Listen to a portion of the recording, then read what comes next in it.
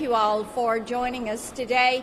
You know, there has been a lot said about big tech censorship of what transpired around the origins of the COVID-19 virus and where this came from, how it moved to a pandemic.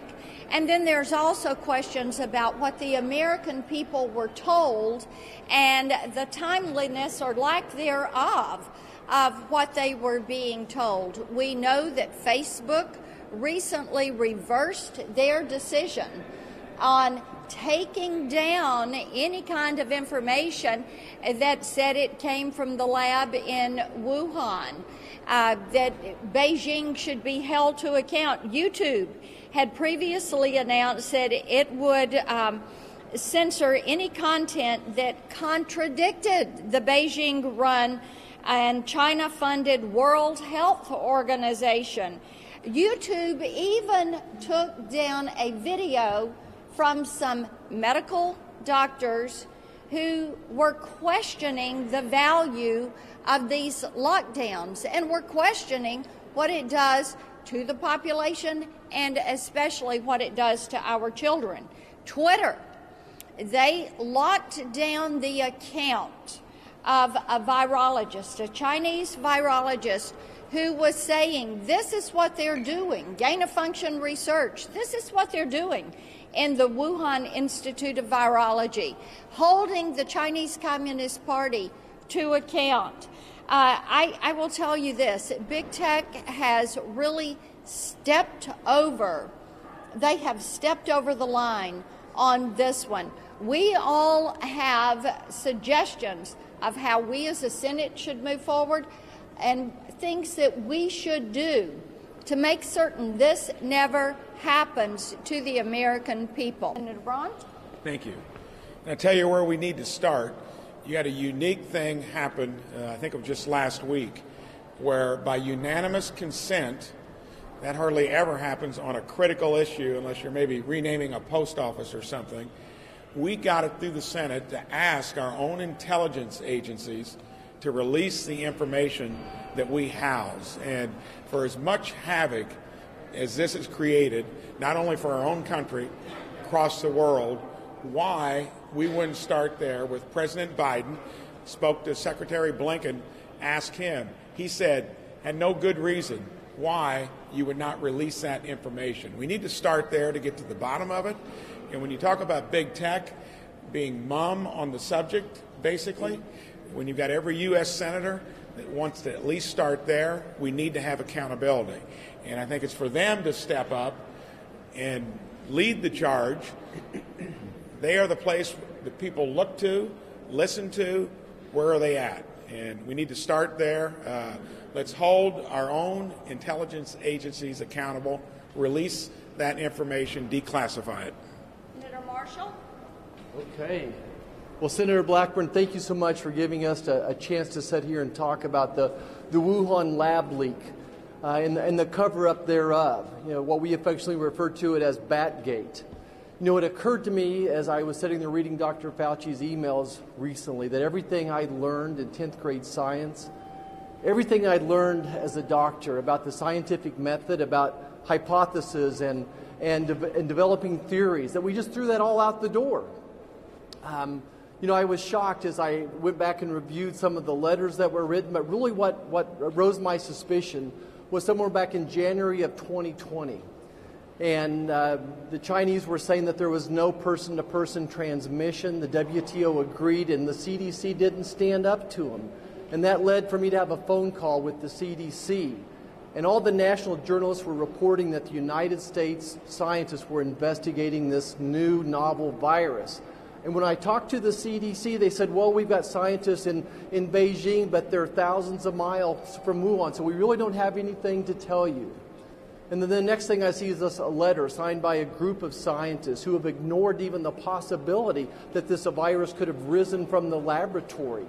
They totally ignored it. They threw out the scientific hypothesis that this was even feasible. And didn't come to find out most of those scientists, if not all of them, were receiving some type of funding then and in the future from the NIH, and our CDC sat there and nodded their head in agreement. And then national journalists, big tech companies, they work together to suppress this story. They work together to censor those of us who thought that this virus may have originated there. And not only did they suppress, they actually shamed people who thought that this might have came from a laboratory. And then finally, we see in Dr. Fauci's emails a collusion, working with Dr. Fauci, big tech working together to suppress this story. You know, here we are, we're 17 months later. We still don't know anything much more about this virus. You know, I think that we have to hold the CCP accountable. And if the United States is in any way accountable, if they helped fund laboratories that led to the development of this virus, then we need to be held accountable as well. And we need a deep dive into what viral gain of research rules look like going forward as well. You know, we're never going to get to the bottom of this unless we stop this cover-up of the Wuhan lab leak until we stop Batgate. Thanks, Marcia. Johnson. Okay, I'll go. I want to point out that the evidence about a potential lab leak theory has been hiding in plain sight for months.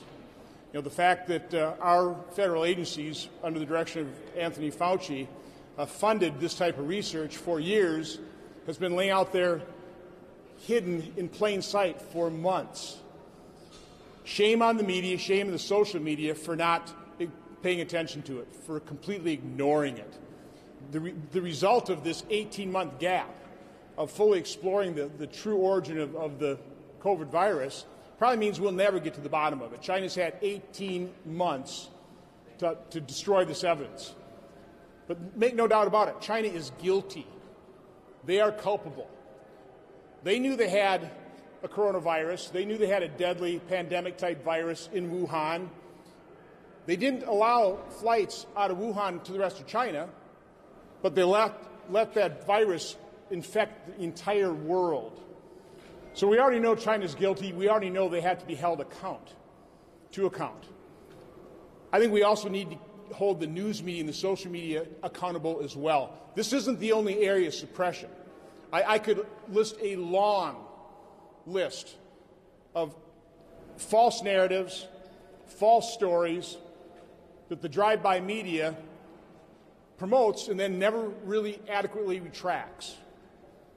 But when it comes to COVID, I have personal experience with censorship and suppression that I believe has cost tens of thousands of Americans their lives. The NIH guidelines as it relates to treatment of COVID remains a compassionless guideline to basically do nothing. Go home, isolate yourself, be afraid, and if you just happen to get sick enough where you have to check yourself in the hospital, maybe we can save your life. I held 2 hearings on early treatment. Dr. Peter McCulloch laid out the 4 pillars of pandemic response. The first one is try and stop the spread. Well, China is guilty in not doing that. The second pillar is early treatment. Basically, how we apply medicine to every other condition, early detection, early treatment. Then in-hospital treatment, then finally vaccine. Why did our health agencies, why did Anthony Fauci, why did the mainstream media suppress and censor doctors that had the courage and compassion to treat patients early with cheap, generic, repurposed drugs? Why did that happen? There is growing evidence. It's not being reported on by the media. Mexico's having great success with ivermectin. Certain provinces in India are having great success with ivermectin. Where's the reporting on that? We've seen studies where 50 to 85% of lives could have been saved. It prevents that much death. Apply that percentage to the 600,000 Americans that lost their lives, which is why I believe the news media will never admit their complicity and why they will never admit they were wrong here. But it's not too late. Lives can be saved. We're still going to need early treatment. No matter how effective a vaccine is, no matter how effective immunity from having been infected is, other people will get infected. Other people are going to need early treatment. So I am imploring the media, pay attention to people like Dr.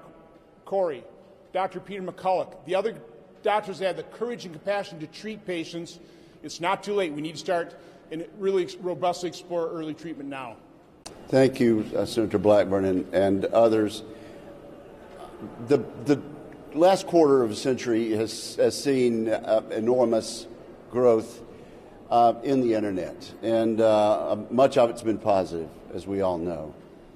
But the result of this quarter century has been that it has allowed a handful of internet big tech platforms to grow enormously large, enormously rich, and enormously powerful, to the point where they decide what is the news. They decide what information the public is going to get and what information is going to be blocked. And it's not just the Wuhan virus, which is an outrage, as my colleagues have just described. We could cite chapter and verse time and time again about these big platforms deciding what we will hear and what we can't hear. So let me just help out by saying Senator Johnson is right, and I will cite a few examples. Google threatened to cut off several conservative websites, including The Federalist. How do they have the power to do that? How can they justify doing that? Companies restrict or terminate conservative users' accounts and content on social media. Facebook announced it's suspending the account of a former president of the United States. That is too much power for them to decide who can and who cannot make news and be quoted. Twitter moved to censor any coronavirus coverage that they thought, in their judgment, might cause widespread panic. How does a multi-rich, powerful internet platform get to make that decision? And I could go on and on and on. That's why I've joined with senators like Senator Blackburn in trying to correct the Section 230 gaps, but also why I'm introducing legislation to make it clear that these large internet tech platforms cannot discriminate based on their own opinions and based on what they think the public should and should not be allowed to hear. This is a serious, grave threat to freedom and the open exchange of ideas under our Constitution, and I'm glad to stand with these members on this task.